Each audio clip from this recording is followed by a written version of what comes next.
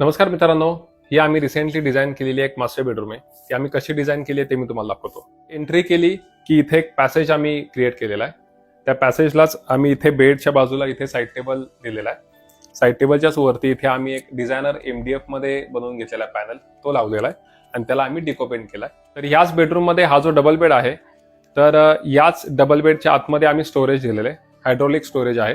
बेडच्या मागे बघाल तिथे विंडो आली होती, तर विंडोला आम्ही रोमन कर्टन घेतलंय. पूर्ण पॅनलिंग केलंय वुडनचं. आणि या साईडला आम्ही इथे कस्टमाइज वॉलपेपर घेतलेला आहे. इथे मागे बेडबॅकला आम्ही कुशन दिलेलं आहे. त्यानंतर बेडच्याच बाजूला इथे आम्ही साईड टेबल आहेत खाली, आणि साईड टेबलच्या वरती इथे आम्ही ड्रेसिंग दिलेलं आहे. ड्रेसिंगच्या मागे पण इथे स्टोरेज आहे. तुम्ही वॉर्डरोब बघा आम्ही कसं डिझाईन केलंय. हे आम्ही एक डिझायनर लॅमिनेट घेतलं होतं, आणि त्या डिझायनर लॅमिनेट मधलाच एक प्लेन कलर आहे, तो आम्ही इथे बेज कलर मध्ये आम्ही घेतलेला आहे.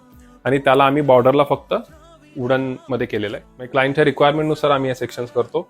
इथे आम्ही ग्लास ड्रॉवर दिलेत, इथे नॉर्मल ड्रॉवर आहेत, इथे ऑर्गनायझर ट्रे आहे, इथे नॉर्मल शेल्फ केलेत, इथे नंतर सेफ येणार आहे, आणि वरती आम्ही लॉफ्ट दिलेला आहे, आणि इथे हँगर सेक्शन आहे. या रूमची साईज जवळपास 15x12 एवढी आहे.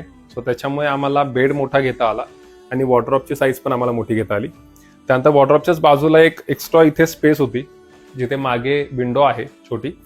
त्याच्यामुळे आम्ही इथे खाली नॉर्मल सिटिंग केलंय, आणि त्याच्या खाली आम्ही ड्रॉवर घेतलेला आहे. तर बेडच्या समोर तुम्ही बघितलं तर आम्ही इथे फ्ल्युटेड लुअर्स यूज केलेले आहेत, आणि याला पूर्ण आर्च डिझाईन मध्ये करून मध्ये आम्ही लुअर्स लावलेत. आणि इथे आम्ही सेटअप बॉक्स ठेवण्यासाठी जागा केली आहे, आणि 2 ड्रॉवर्स दिलेले आहेत.